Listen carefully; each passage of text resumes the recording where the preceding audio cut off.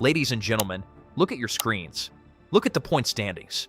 The illusion of security wasn't just a fragile concept. It was a cliff edge, and as of this past weekend at Martinsville, we have officially gone right over it. The opportunity for a driver to cement a legitimate, undeniable championship run has come and gone. It is in the wind. It is history. And what we are left with in the aftermath is not clarity. It is not a masterclass in strategy, and it certainly isn't a measured response. What we are left with is the deafening sound of a collision between championship reality and absolute, unmitigated emotional delusion. We need to have a very serious, very uncomfortable conversation about what just happened on that track, because the spin cycle is moving so fast it is about to come completely off its axis. If you actually sit down and look at the events, if you strip away the sympathetic excuses and the heat of the moment justifications, you will find a level of strategic illiteracy that is frankly terrifying for the rest of this season. I cannot believe what I watched. I saw the replays, I read the post-race transcripts, and I found myself shaking my head in utter disbelief because it confirms everything we have warned about for months. You cannot let your raw emotions drive the race car. Something went down this weekend that honestly feels like one of those defining moments we are going to be talking about for a long, long time. Not just because of the twisted metal left on the track, but because of what it could mean for the entire landscape of the season. And here is the thing that people need to understand. It is not just one isolated story. There are actually two massive, interconnected stories bleeding out of this one race.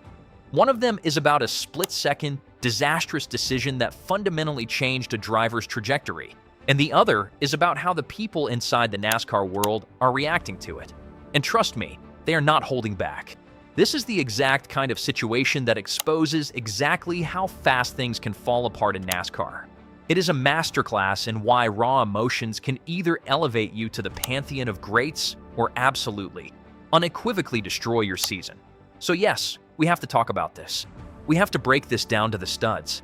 But before we get into the heavy lifting, if you are a real, authentic NASCAR fan and you enjoy breaking down these pivotal, season-altering moments with zero fluff, go ahead and hit that like button and subscribe to the channel. We are NASCAR Nation Report. We are just getting started here, grinding our way to hit our goal of 15,000 subscribers. And I promise you right now, we're going to be talking NASCAR the exact way that real fans actually talk about it in the grandstands.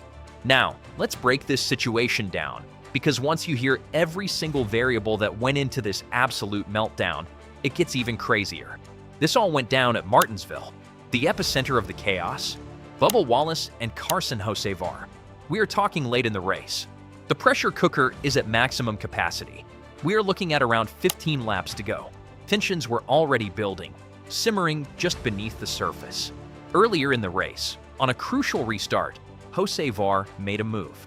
And it wasn't just any move. It was a wildly aggressive, audacious move, diving 3 wide into turn 1 at Martinsville. If you know anything about Martinsville, if you have spent even 5 minutes watching how that track operates, you already know that going 3 wide into turn 1 is begging for absolute disaster. It is asking for trouble. And that is exactly where Denny Hamlin enters the conversation. Hamlin took to his podcast, Actions Detrimental. And honestly, he stepped up to the microphone and explained exactly what a massive portion of the fan base was already thinking. Hamlin didn't sugarcoat it. He laid out the mechanics of the situation perfectly. He basically said that what Hocevar did is not technically illegal. There is no rulebook violation for it. But it is, without a doubt, a dirty move. Why is it dirty? Listen to Hamlin's logic. On a restart at Martinsville, the entire field has to check up going into turn 1. It is simple physics. It is the reality of the track's geometry. If you are sitting deeper in the field, you are forced to brake significantly earlier than usual just to survive the bottleneck. And Hocevar, he looked at that bottleneck. He looked at the field checking up, and he tried to take advantage of that exact dynamic by diving low and forcing his machine into a 3-wide scenario. He exploited the accordion effect of the pack. And Bubba Wallace? He did not like that. He did not like that at all. So in that exact, fleeting moment, Bubba makes a decision. And this, ladies and gentlemen, is where everything changes. This is where the season flips upside down. Instead of just racing it out, instead of gripping the wheel, swallowing the pride, and thinking about the bigger picture of a championship campaign, he decides he is going to get him back. He makes the conscious choice to deliver payback. He drives his car straight into Hocevar. But here is the catastrophic problem with that choice. It did not just move Hocevar out of the way. It wasn't a simple bump and run to send a message.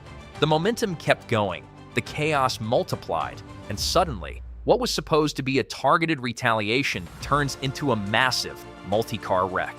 Bubba Wallace literally takes himself out. He takes out a bunch of innocent bystanders and other cars. And just like that, in the blink of an eye, his race is basically over. Finished. Done. He crosses the line and ends up finishing in 36th place. Let that sink in. Let it marinate. 36th place. We are talking about a driver who strutted into Martinsville sitting third in the overall championship standings. Third, he was sitting on a golden ticket. And because of one singular, emotionally hijacked decision, he plummets from third all the way down to 11th. 8 spots in the standings. 8 spots gone. Evaporated. Destroyed in one single moment of fury. And we have to start with the post-race comment that is going to define this entire fiasco. It is a quote that should be studied in sports psychology classes as a prime example of refusing to accept reality. After the dust settled, after the wreckage was cleared, Bubba Wallace stood there and said that he did not intend to hit Hocevar like that.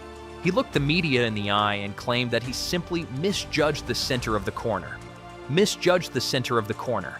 On the surface, it sounds like a standard racing excuse. It sounds like a polite deflection. But when you peel back the layers of what actually happened on that asphalt, it exposes a fundamental disconnect that threatens to burn his entire season to the ground. Let's be crystal 100% clear about something right now. This did not look like just a simple mistake. No one with eyes is buying that this was an oopsie at the apex. And that is exactly why the insiders, the people who study this sport for a living, started reacting the exact way that they did. You look at Jeff Gluck and Jordan Bianchi from The Athletic. These guys were absolutely, undeniably baffled by this decision. They were floored. Gluck put it bluntly. He said this was one of the most puzzling decisions we have seen all year. Think about the weight of that statement. This is a guy in Bubba Wallace who was, by all metrics, having a phenomenal, great season. He was sitting third in the points. He was meticulously putting himself in the prime position to be a legitimate, real championship contender. He had the world in the palm of his hands. And instead of taking a solid top 15 finish, instead of playing the long game and banking those critical foundational points, he actively chooses retaliation. He chooses revenge over a championship.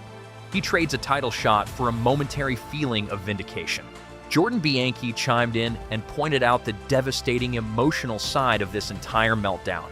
Bianchi noted that frustration likely played a massive, undeniable role in what transpired.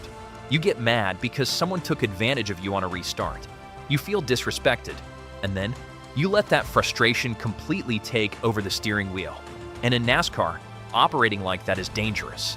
It is fatal, because in this modern point system, every single position matters. Every single point counts. There is no margin for error. There is no cushion for temper tantrums. And now, look at the reality of the math. Look at the absolute mess Bubba Wallace has created for himself. He is currently sitting there, tied at exactly 206 points, with absolute killers. He is tied with guys like Brad Keselowski. He is tied with Kyle Larson. He is tied with Chris Buescher. So yes, absolutely, he is still technically in the fight.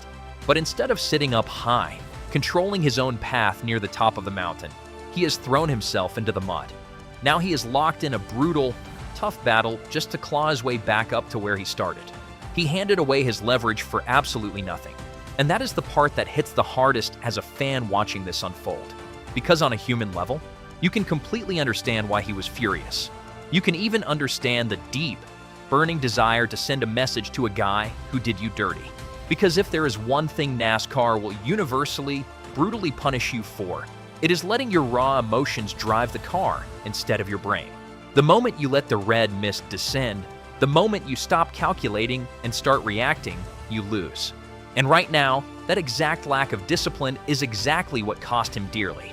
This is one of those crossroad moments. This could either serve as the ultimate wake-up call, lighting an inferno under him to drive with perfect precision, or it could quietly, tragically derail what was shaping up to be one of the absolute best seasons of his entire career. We are standing on the precipice, and we are about to find out exactly which path he takes.